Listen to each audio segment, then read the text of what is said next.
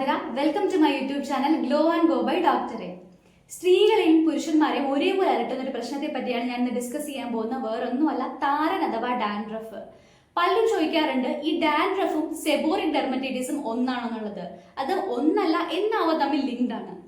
താരൻ എന്ന് പറയുമ്പോൾ തലയിൽ വൈറ്റ് കളറിൽ, അതായത് ഡ്രൈ ആയിട്ട് വൈറ്റ് കളർ അല്ലെങ്കിൽ പൊടി പൊടിയായിട്ട് കാണുന്നു. തല ചീവുന്ന സമയത്ത് അത് പൊന്തി വരുന്നു. ഡ്രസ്സ് ഇടുമ്പോൾ ഷോൾഡേഴ്സിൽ വീഴുന്നു. അതുപോലെ ചെറിയ രീതിയിലുള്ള ചൊറിച്ചിൽ. ഇതൊക്കെയാണ് താരനിൽ പറഞ്ഞു വരുന്ന കംപ്ലൈൻസ് എന്ന് പറയുന്നത് പലരും. അതേസമയം സെബോറിക് ഡെർമറ്റൈറ്റിസ് എന്ന് പറയുന്നത് ഓയിലി യെല്ലോയിഷ് ഫ്ലേക്സ്, അതായത് യെല്ലോ കളറിലേക്ക് പൊറ്റ പോലെ കാണുന്നു. അത് തലയിൽ മാത്രമല്ല, മറിച്ച് പിരികത്തിലും കൺപോളയിലും ചെവിയിലും മൂക്കിന്റെ രണ്ട് വശങ്ങളിലും ചെസ്റ്റിലും ഒക്കെ ഇത് അഫക്ട് ചെയ്യാറുണ്ട്. ഇതിന്റെ കോസറ്റീവ് ഫാക്ടർ എന്ന് പറയുന്നത് മെയിൻ ആയിട്ട് മലസേസിയ ഗ്ലോബോസ എന്ന് പറയുന്ന ഒരു ഈസ്റ്റ് ആണ്. സാധാരണയായിട്ട് എല്ലാവരുടെയും സ്കാൽപ്പിലും ചർമ്മത്തിലൊക്കെ കണ്ടുവരുന്ന ഒരു സൂക്ഷ്മജീവിയാണ്. പൊതുവെ ഇവൻ പ്രശ്നക്കാരനല്ല. പക്ഷെ നമ്മുടെ സ്കാൽപ്പ് എക്സ്ട്രീംലി ഓയിലി ആവുകയോ സ്ട്രെസ്, ഹോർമോണൽ ഇംബാലൻസ്, ഇമ്മ്യൂണിറ്റി കുറവ്, ഇതൊക്കെ ഈ ഈസ്റ്റിനെ ഓവർ ആക്റ്റീവ് ആക്കാനും അതുവഴി സ്കാൽപ്പിലുള്ള സെബത്തിന്, അതായത് നാച്ചുറലായിട്ട് പ്രൊഡ്യൂസ് ചെയ്യുന്ന സെബത്തിനെ ബ്രേക്ക് ഡൗൺ ചെയ്തുകൊണ്ടിട്ട് ഒലീക് ആസിഡ് എന്നൊരു ബൈ പ്രോഡക്റ്റ് ഉണ്ടാകുന്നു.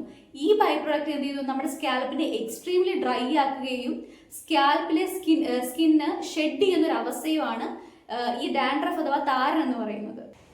എല്ലാവരും താരൻ വരുമ്പോൾ കണ്ണി കണ്ടൊക്കെ തലയിൽ തേച്ചിട്ട് ഇത് കുറയുന്നില്ല എന്ന് പരാതി പറയാറുണ്ട്. എക്സ്റ്റേണൽ ആയിട്ടുള്ള റീസൺ കൊണ്ടുണ്ടാകുന്ന താരനാണെന്നുണ്ടെങ്കിൽ എക്സ്റ്റേണൽ ആപ്ലിക്കേഷൻ കൊണ്ട് നമുക്കിത് കുറയ്ക്കാൻ സാധിക്കും. പക്ഷെ ഇന്റേണലി ആണ് പ്രശ്നം എന്നുണ്ടെങ്കിൽ നമ്മൾ ഫസ്റ്റ് അതിനെ ട്രീറ്റ് ചെയ്യണം. സ്കാൽപ്പ് എന്ന് പറയുന്നത് നമ്മുടെ ശരീരത്തിലൊരു ഭാഗമാണല്ലോ. സോ ഉള്ളിലെ ആരോഗ്യം സ്കാൽപ്പിനെ ബാധിക്കും. അത് പറയാൻ കാര്യം, ഗട്ട് ഹെൽത്തിന് ഇതിന് വലിയൊരു പങ്കുണ്ട്.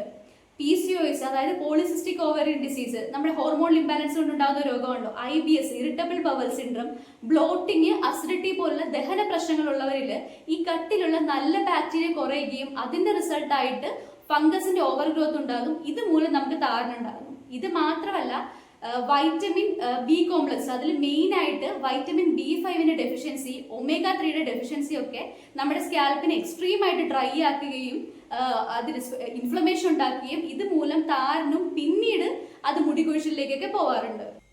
സോ നമുക്ക് ഇനി ഇതിനായിട്ട് എന്ത് ചെയ്യാൻ പറ്റുമെന്ന് നോക്കാം. ഒന്നാമതായിട്ട് സ്കാൽപ്പിന്റെ ഹൈജീൻ പ്രോപ്പറായിട്ട് മെയിൻറ്റെയിൻ ചെയ്യുക. അതിനായിട്ട് പ്രോപ്പർ ഹെയർ വാഷ് ചെയ്യുക. ആഴ്ചയിൽ 2 പ്രാവശ്യമെങ്കിലും ഒരു മൈൽഡ് ഷാമ്പൂ, ഒരു നല്ലൊരു താടി ഉപയോഗിച്ച് സ്കാൽപ്പ് ക്ലീൻ ചെയ്ത് വെക്കുക. 2 ആഴ്ചയിൽ 1 പ്രാവശ്യമെങ്കിലും നല്ലൊരു നറിഷിംഗ് ആയിട്ടുള്ള ഹെയർ മാസ്ക് യൂസ് ചെയ്യുന്നത് നല്ലതാണ്. രണ്ടാമതായിട്ട് നമ്മുടെ ഈ ഫുഡ് ഇൻടോളറൻസോ ഹോർമോണൽ ഇംബാലൻസോ ഗട്ട് ഹെൽത്തിന്റെ ഇഷ്യൂ ഉള്ളവരെ സംബന്ധിച്ചിടത്തോളം നല്ലൊരു ബാലൻസ്ഡ് ഡയറ്റ് ഫോളോ ചെയ്യുന്നത് നല്ലതായിരിക്കും.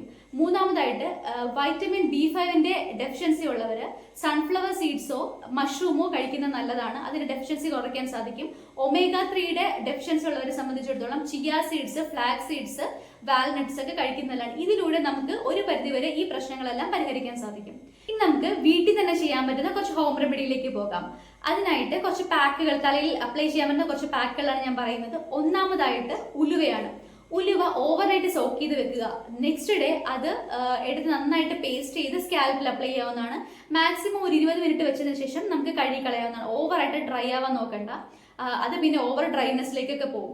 രണ്ടാമതായിട്ട് ഉലുവ വെച്ച് തന്നെ മറ്റൊരു പാക്കാണ്. ഓവർനൈറ്റ് സോക്ക് ചെയ്ത് വെച്ചേക്കുന്ന ഉലുവ നെക്സ്റ്റ് ഡേ എടുത്ത് പുളിയില്ലാത്ത തൈലും ത്രിഫല ചൂർണം ചേർത്ത് നന്നായിട്ട് പേസ്റ്റ് ആക്കുക. ഈ പേസ്റ്റ് നന്നായിട്ട് തലയിൽ അപ്ലൈ ചെയ്തതിനു ശേഷം ഈ പറഞ്ഞ പോലെ 20 മിനിറ്റ് വെച്ചതിന് ശേഷം നമുക്ക് ഹെയർ വാഷ് ചെയ്യാവുന്നതാണ്. വേണമെങ്കിൽ ഒരു മൈൽഡ് ഷാമ്പുവോ താളിയോ ഉപയോഗിക്കാം.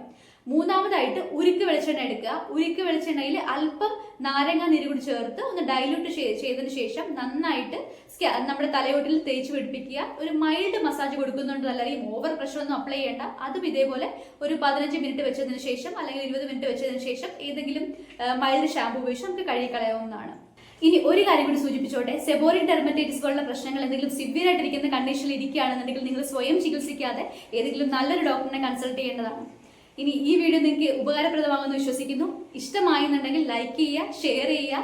എൻ്റെ ചാനലായ ഗ്ലോ ആൻഡ് ഗോ ബൈ ഡോക്ടറെ സബ്സ്ക്രൈബ് ചെയ്യുക. നമസ്കാരം.